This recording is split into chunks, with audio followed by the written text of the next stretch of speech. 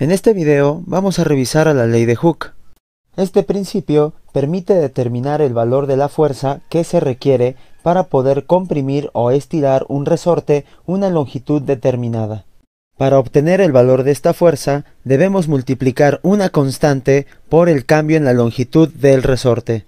Por lo tanto, la fórmula para obtener la fuerza es F igual a K por delta X, donde F corresponde a la fuerza que se aplica sobre el resorte, K es la constante de restitución del resorte. Esta constante relaciona a la fuerza y al alargamiento. Mientras más grande sea esta constante, más trabajo costará estirar al resorte. Esta constante depende de cada resorte, por lo tanto, cada uno de estos tendrá su propia constante. Y delta X corresponde al cambio en la longitud, es decir, cuánto se estira o cuánto se comprime al momento de aplicar una fuerza determinada. A partir de esta fórmula, podemos despejar a delta X y tendríamos que K está multiplicando y pasa dividiendo, de modo que para obtener el cambio en la longitud del resorte, tendríamos que dividir a la fuerza entre la constante de restitución. Mientras que, si quisiéramos obtener el valor de la constante, tendríamos que despejar y en este caso delta X está multiplicando, por lo tanto pasaría dividiendo. Entonces, para obtener el valor de la constante, tendríamos que dividir a la fuerza entre el cambio en la longitud.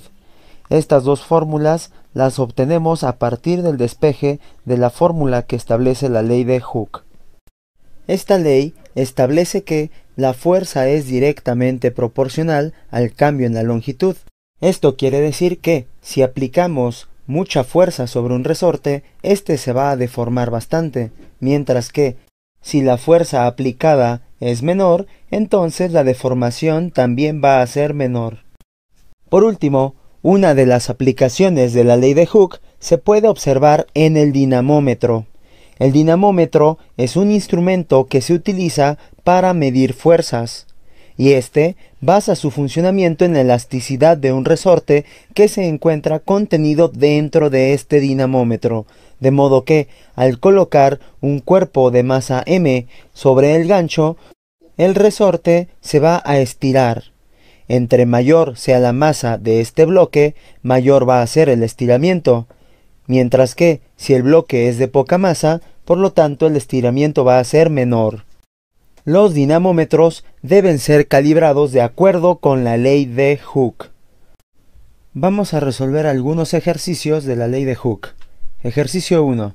¿Cuál es la fuerza que estira 30 centímetros a un resorte si su constante de restitución es de 740 newton sobre metro? Para comenzar con este problema, lo primero que haremos es obtener los datos que nos da. Conocemos 30 centímetros, que es la longitud que se está estirando el resorte, por lo tanto esto es nuestro delta X. Como lo indicamos en las fórmulas, el cambio en la longitud debe estar en metros, por lo tanto hay que convertir 30 centímetros a metros. Recuerda que un metro es igual a 100 centímetros, por lo tanto, si quieres pasar de metros a centímetros, vamos a multiplicar por 100, mientras que si quieres pasar de centímetros a metros, tendremos que dividir entre 100. En este caso, tenemos 30 centímetros. Para pasarlo a metros, tendríamos que dividir entre 100, y 30 entre 100 es igual a 0.3. En este caso ya tiene unidades de metros. También conocemos la constante de restitución, que es de 740 newton sobre metro. Y el problema nos pide obtener el valor de la fuerza que se aplica para que ocurra esta deformación. ¿Qué fórmula vamos a usar? La fórmula que usaremos es la de la definición de la ley de Hooke. Fuerza es igual a la constante de restitución por el cambio en la longitud. Sustituimos y al sustituir tenemos que la constante es de 740 newton por metro y esto va multiplicado por 0.3 metros, que corresponde al de la deformación.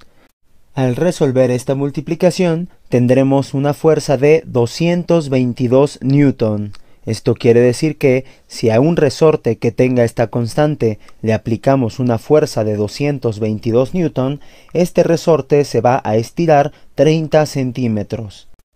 Acuérdate muy bien que estamos usando unidades del sistema internacional, por lo tanto, la longitud debe estar en metros, la fuerza en newton y la constante en newton sobre metro.